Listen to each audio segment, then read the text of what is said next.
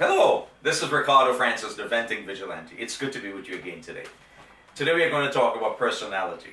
Yes, I am a personality. I'm an internet personality, but I'm a real person.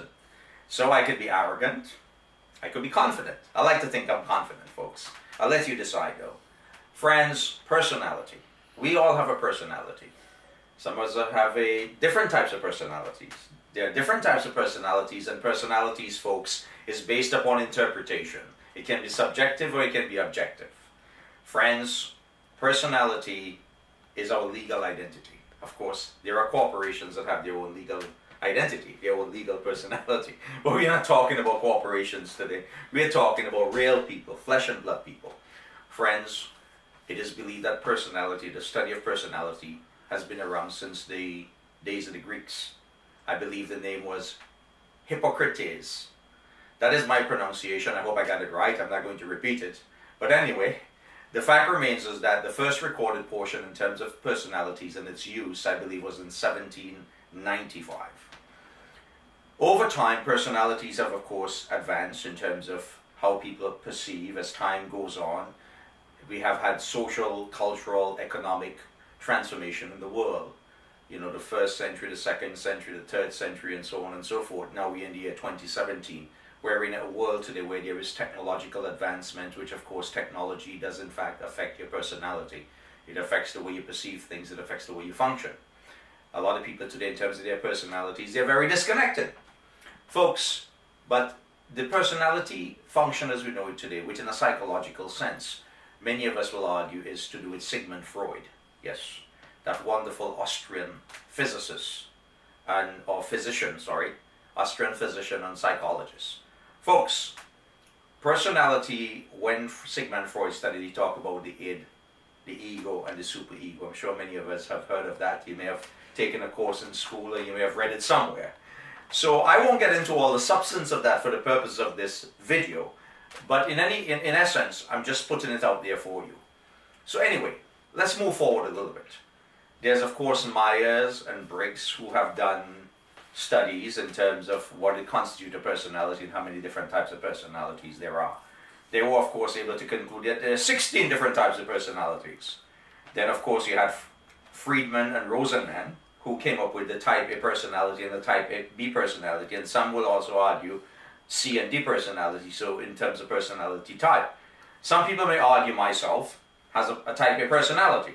Some people may argue otherwise. Are you yourself sitting down there listening to me and watching me, the person that I'm engaging at this point in time, may have a type A personality, may have a type B, C, D personality.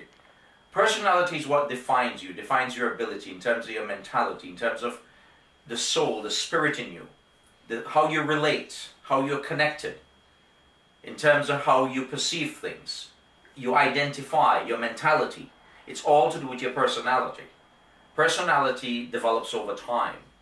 It is believed that most personalities are formulated and developed by the age of 25. Of course, during the 25 years, your first 25 years on the earth, which will make significant issues in terms of maturity. But friends, some people's personality gets altered, changed over time based upon the circumstances that they may be placed in, based upon their belief system. Their belief system is shift. Because things that they may have identified with when they were 25 or when they were 30 may be different than what they identify with today, and that is their right. That is rightfully their constitutional right to do so. So we have to appreciate and respect that. So friends, when you have a personality says a lot about you. Some people are brave, they're bold, they are full of life, full of energy. They have big personalities, and some people are very calm, they're mild, they're meek, they're very quiet. Of course, some of the experts will argue that there is an extrovert personality, an open personality, an agreeable personality, a neurotic personality, an agreeable personality, and a conscientious personality. Friends, in terms of personality, my perception with respect to personality, I'm going to leave that to your interpretation, because personality to me is very subjective and very objective. It's based upon the circumstances and the situation. In terms of identifying and defining one personality, however, It can be done based upon the particular qualities and characteristics that are very consistent and very common on a regular basis. So I may have a particular set of characteristics, attitude, that are consistent. That clearly would define my personality. The same thing with you as a viewer, as a person who is listening or watching my videos. Your friends may have a different kind of personalities. In fact, in the world we live in today, it is believed that a lot of people are disconnected because of technology in terms of personalities. Their personalities are shined through technology, basically, or doesn't exist at all because they're hiding behind a cell phone and they hide behind a computer when they're communicating. So are their real personality ever being seen?